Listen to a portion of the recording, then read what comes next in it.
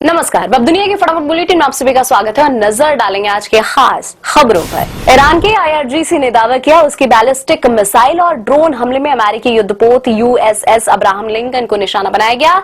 Iran के अनुसार हमले के बाद जहाज को पीछे हटना पड़ा, लेकिन अमेरिकी सेना ने इस दावे को पूरी तरह खारिज करते हुए कहा कैरियर स्ट्राइक ग्रुप अब भी ऑपरेशन में सक्रिय है। अमेरिकी राष्ट्रपति डोनाल्ड ट्रंप ने ईरान को लेकर एक बार फिर तीखी चेतावनी दी। ट्रंप ने शुक्रवार को अपने social media platform truth social पर पोस्ट करते हुए कहा, देखते रहिए आज इन पागलों के साथ क्या होता है।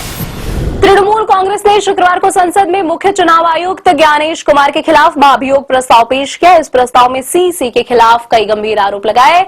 ज्ञानेश कुमार को मुख्य चुनाव आयुक्त पद से हटाने के लिए लाया गया है ये प्रस्ताव।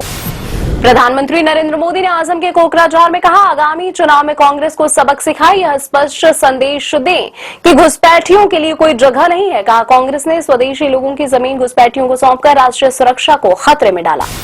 पीरियड्स लीव पर CJ सूर्यकांत की टिप्पणी, ऐसे तो महिलाओं को कोई काम ही नहीं देगा। सुप्रीम कोर्ट ने महिलाओं के लिए मासिक धर्म अवकाश पर राष्ट्रीय नीति बनाने की मांग वाली PIL पर सुनवाई से किया इनकार। केंद्रीय कपड़ा मंत्री गिरिराज सिंह ने शुक्रवार को लोकसभा में नेता प्रतिपक्ष राहुल गांधी पर देश में रसोई गैस की उपलब्धता को लेकर भ्रम फैलाने और दुष्प्रचार करने का आरोप लगाया। कहा, गांधी ने कोरोना महामारी के दौरान भी इसी तरह का बर्ताव किया था। राष्ट्रीय स्वयंसेवक संघ यानी RSS के निर्णय लेने वाली सर्वोच्च संस्था की 3 दिवसीय महत्वपूर्ण बैठक शुक्रवार को हरियाणा के समालखा में शुरू हुई। इस बैठक में कई महत्वपूर्ण निर्णय लिए जाने की संभावना। आगामी विधानसभा चुनाव पर भी होगी चर्चा।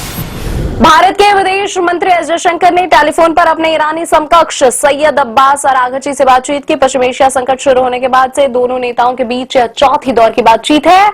अमेरिका और इजरायल द्वारा ईरान पर हमला किए जाने के तुरंत बाद जयशंकर और अरागची ने 28 फरवरी को भी बातचीत की थी।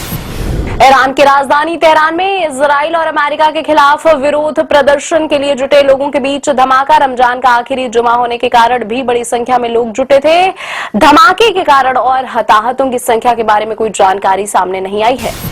दिल्ली पुलिस ने नागरिकों को संदिग्ध लिंक पर क्लिक करने या गैस एजेंसियों के नाम पर आने वाले अज्ञात नंबरों से कॉल पर भरोसा नहीं करने को लेकर सावधान किया है। कहा, साइबर ठग LPG की उपलब्धता को लेकर फैली घबराहट का फायदा उठाकर लोगों को ठग सकते हैं। दिल्ली सिख गुरुद्वारा प्रबंधन समिति ने शुक्रवार को पेट्रोलियम मंत्री हरदीप सिंह पुरी को लिखा खत। मंत्री से LPG सिलेंडरों की निरंतर आपूर्ति सुनिश्चित करने की मदद के लिए मांगी ताकि लंगर सेवा निर्बाध रूप से जारी रह सके। इजराइल के प्रधानमंत्री बेंजामिन नेतन्याहू ने दावा किया, ईरान के खिलाफ अमेरिका इजराइल का संयुक्त अभियान उम्मीद से बेहतर प्रदर्शन कर रहा है। कहा, ईरान के नवनिर्वाचित सर्वोच्च नेता मुस्तफा खामेनेई को भी बख्शा नहीं जाएगा।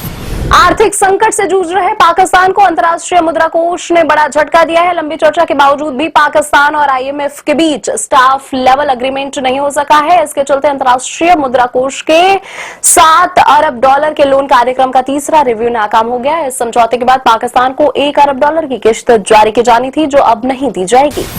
तेल मंत्रालय की संयुक्त सचिव सुजाता शर्मा ने कहा, घबराकर बुकिंग कराने की कोई जरूरत नहीं है। किसी भी LPG डीलर के पास LPG की कमी नहीं है। तेल मंत्रालय के एक अधिकारी ने बताया, युद्ध से पहले की अवधि में औसतन 55.7 लाख LPG बुकिंग होती थी, लेकिन अब यह बढ़कर 75.7 लाख हो गई है। यह बढ़ोतरी लोगों द्वारा घबराहट में की जा रही बुकिंग को दर्शाती है। तुर्की के रक्षा मंत्रालय ने कहा, ईरान युद्ध की शुरुआत के बाद से नाटो के हवाई रक्षा प्रणाली ने तुर्की के ऊपर तीसरी बैलिस्टिक मिसाइल को मार गिराया।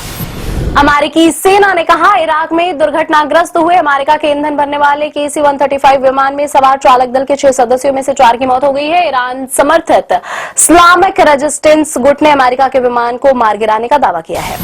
शेयर बाजार में एक और बड़ी गिरावट। BSE सेंसेक्स 1471 अंक लुढ़ककर 74,564 अंक पर हुआ बंद। NSE निफ्टी भी 488 अंक टूटकर 23,151 अंक पर रहा। अमेरिकी मुद्रा के मुकाबले रुपया भी 20 पैसे टूटकर अपने रिकॉर्ड निचले स्तर पर 92.45 प्रति डॉलर पर बंद हुआ।